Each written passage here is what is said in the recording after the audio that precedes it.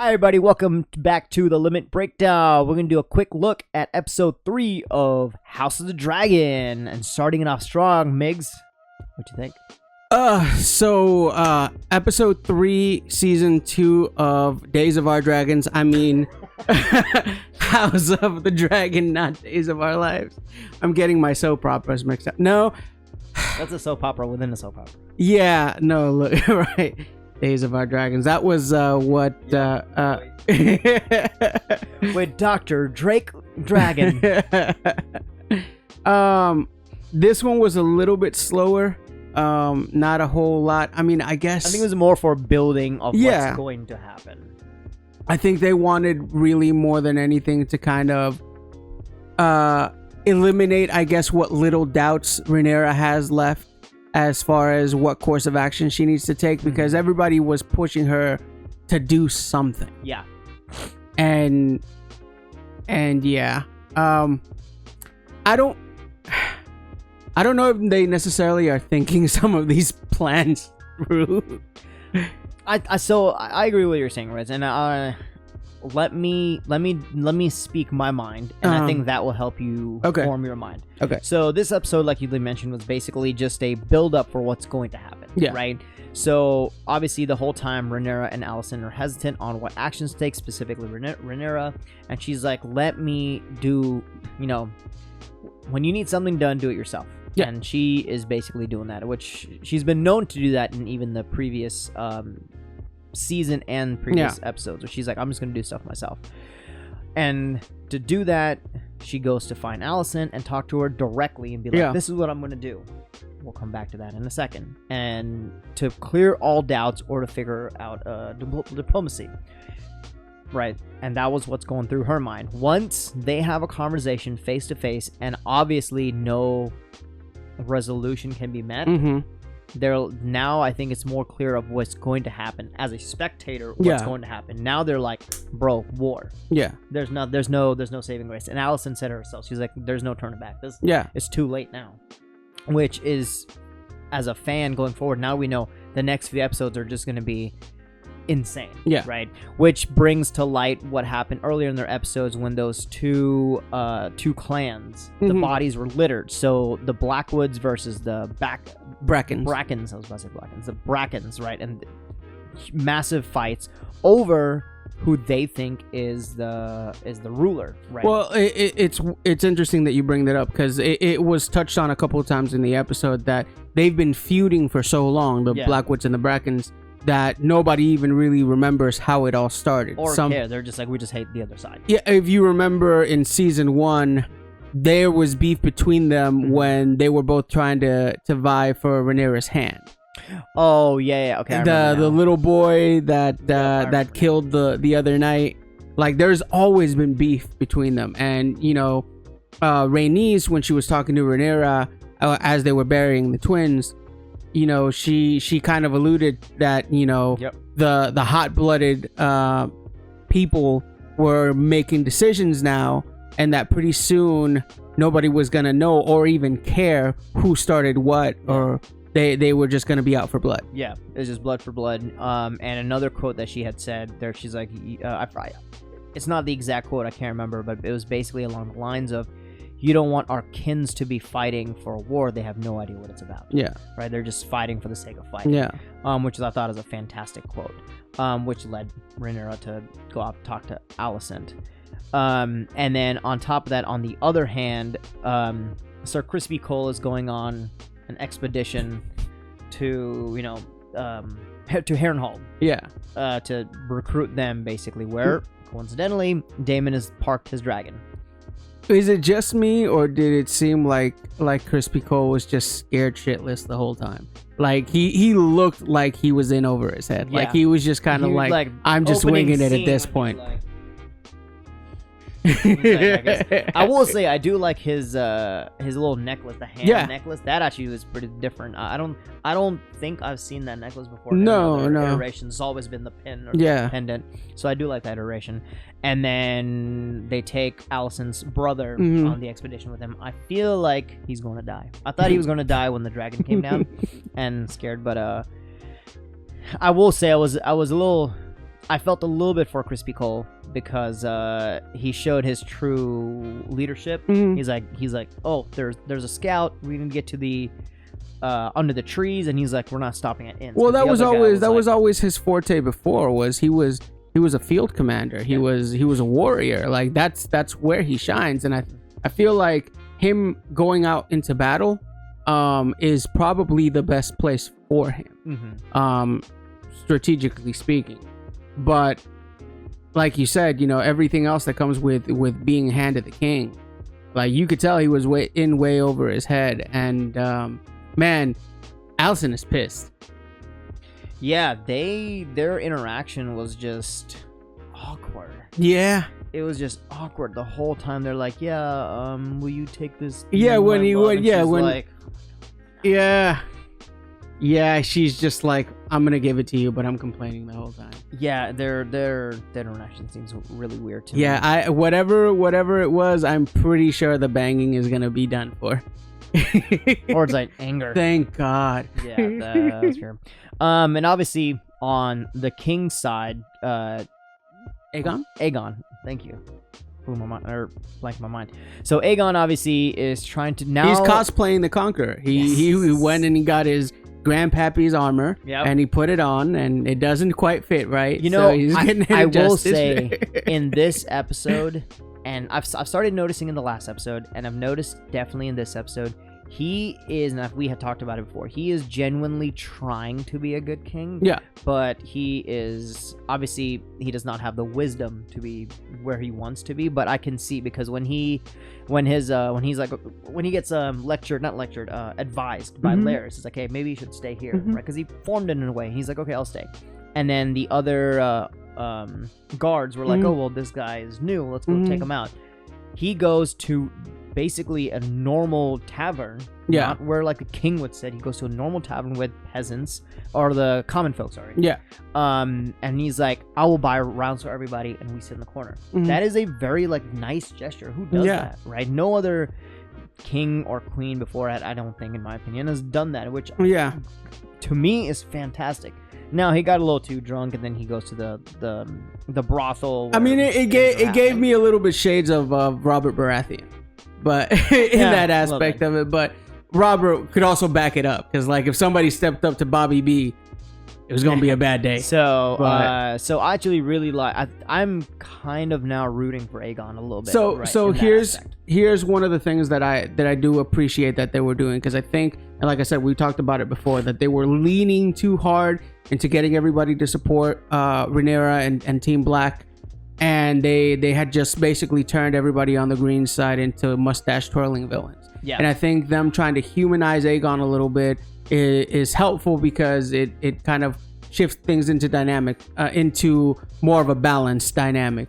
The thing about the Dance of the Dragons is that there are no really good guys or bad guys. Like, everybody does despicable things. Everybody has done things that are terrible. And everybody has reasons for doing what they do. And I think them trying to humanize Aegon is a good step in that direction, to try to balance things. However, having said all of that, for me, this episode showed why Rhaenyra would have made a better monarch than Aegon. And Rhaenyra is concerned with, she hesitates in action, and she's concerned about her actions because she wants to do what's right. Yeah. Aegon wants to do what people around him think is right. He's more concerned about being liked than he is about governing correctly. The reason why he acquiesced to the commons folks when they were asking him for the sheep was because they were right in front of him. He doesn't want to be disliked, so the guy's asking him for sheep, he's going to give him sheep. The people around him want drinks. As a king, there's no way, like you said, he should be going to that brothel, but the people around him, that's what they wanted to do. Even with Larry the Foot. Larry the Foot. Even with Larry the Foot, when Larry Strong came and was talking to him, he's just kind of like, it reminds me of the type of guy that the type of manager that doesn't really know what they're doing, but he's a people pleaser. Yeah, whoever the last person is to leave the room, that's who they're gonna listen to. Yeah, and yeah, I agree. So I'm not going to go into much detail, but the scene when they were in the brothel and they were taking the curtains, and there were certain very explicit scenes which I was not expecting, and then they opened the curtain for Aemon. See? For Aemon, and he's we're right here. We're right. Yeah. And he's with, which is interesting, was with his first love that he ever did, and then he turns around fully. They paid that man a lot of money to do that scene. Listen. So number one, they were just like, look, we're gonna let it all hang out today, because Aemon was not the one who was. There's not the only one who was exposed. Oh, yeah. But yeah, so they're like, we're gonna call this art. But yeah, no. One thing that I wanted to say is I've heard a lot of people talk about how Aemon is misunderstood and how like his cousins bullied him and kind of made him into the a-hole that he is. But I want to shine a little bit of a light on the fact that Aegon was fucking roasting him. Oh yeah, in front of everyone. Yep. And so I'm just like, look, I don't know if we need to let Aegon go on how much of an a-hole Aemon is, and I'm pretty sure the whole flying pig thing was Aegon's idea at this point. Yeah. So fair enough. So I have one more thing to mention, and then we can wrap it up. It's more of a funny thing. Yeah. So Rhaenyra going to Alicent to defuse the situation. Yeah. Great idea. In theory. Her council and her empire basically is in peril. There's a lot of stress. They need to make decisions now. She takes a boat. How long does it take to go from where she is to the capital? Well, she's on Dragonstone, so it really isn't that long. Yeah. So the queen is just gone for I'm assuming at least 2 to 3 days. Yeah. Because a little boat is only going to carry so far. Yeah. Plus you got to do the exfiltration and then a few days back. So everyone's like, hey, we didn't make decision hastily, and then. Well, by this point in the RPG, they've already unlocked fast travel, so it's not really that. That big gone. Of a. They're just like, we're just gonna sit around and put our life on pause while our queen's is gone. And I'm assuming she hasn't told anybody except for her mistress of whispers, or master of whispers, whatever. Basically is there. So I find that kind of. Misera, I think is her name. No, not the girl. The guy that was with her. Yeah. So basically her, bodyguard type person. Yeah. Which I found hilarious. She's just gone for 2 weeks or a few days at least. Okay, I understand the sentiment behind wanting to have the face-to-face with Alicent, but it was incredibly stupid. No, I actually agree with it. Because she made a good point. She's like, if I send somebody and say, hey, come meet me here, or just a raven, she's like, it's not going to have the same impact, and she's going to think that it's a trap. That it's a trap. And she's like, I feel the same way. So yeah. I understand where she's coming from. No. I get all that, but it's a risk. I mean, maybe you can classify it as a necessary risk, but it just, like, well, I mean, she's still not out of it. She's still in King's Landing. Yeah. At any point, once she walks out of the Sept, she can go, hey, Rhaenyra's in the Sept. Fuck her up. Yeah. You know what I'm saying? Like, there's no guarantee that she's going to make it out of there alive. Yeah. And, her best bet would have been to keep Alicent under knife point and be like, hey, look, you're going to walk me out of here. I'm going to disappear into the crowd, and then you can go back and do your business. Fair. We'll see how that plays out. But yeah, I mean, we'll have to see how it plays out. But overall, I think it was a good idea. Now, last point before we get to your favorite part. They have the conversation, and what comes of it?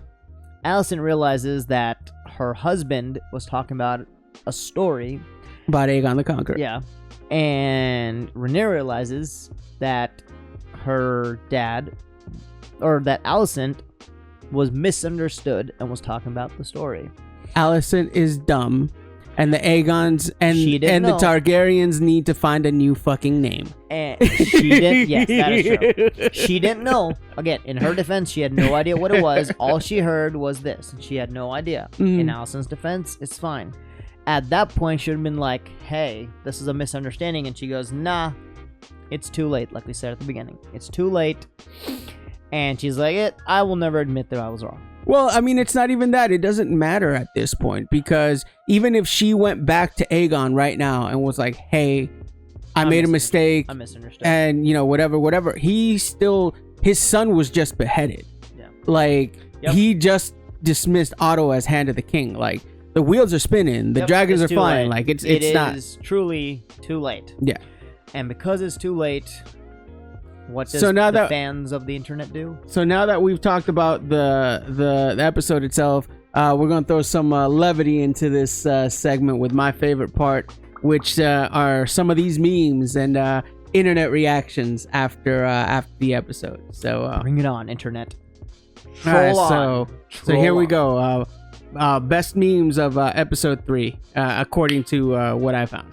All right, so this one right here is Alicent knows the truth, but her dumbass ain't saying shit.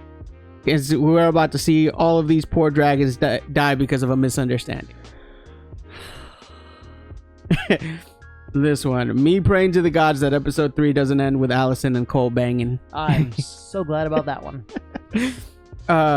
Damon at Harrenhal.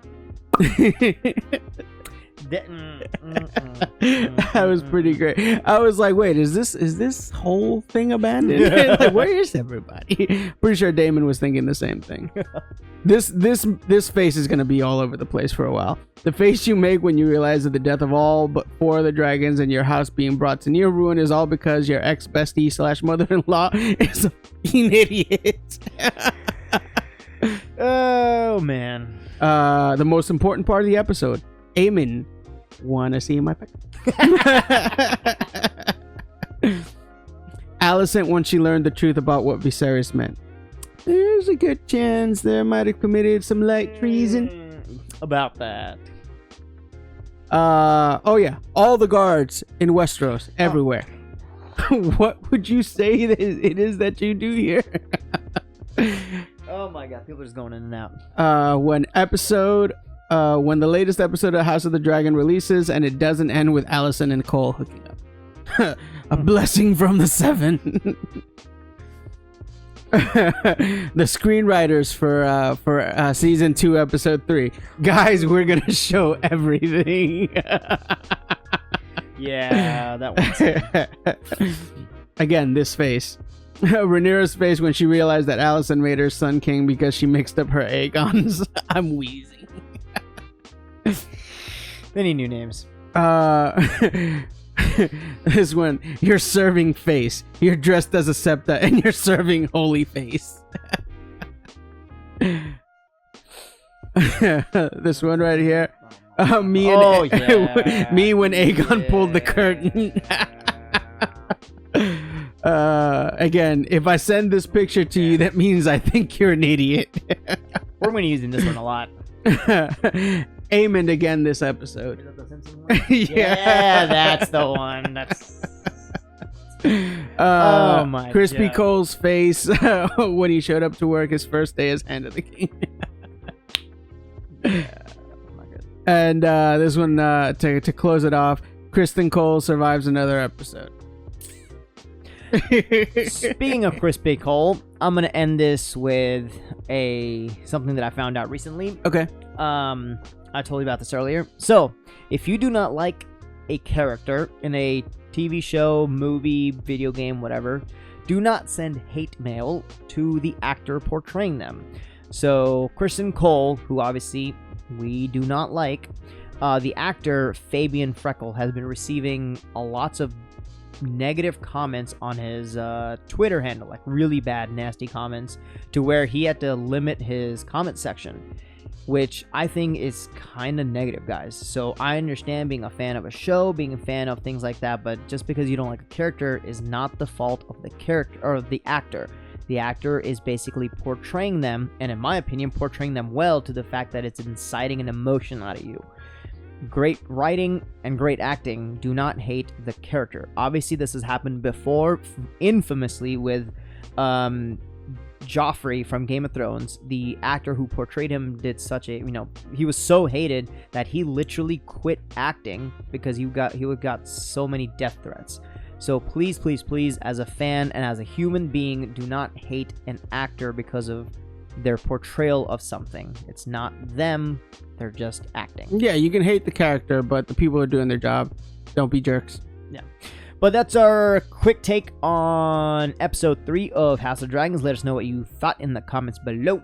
And as always, don't forget to give us that like, comment, subscribe. We appreciate every single comment that you give us. And we will catch you next week with some more content.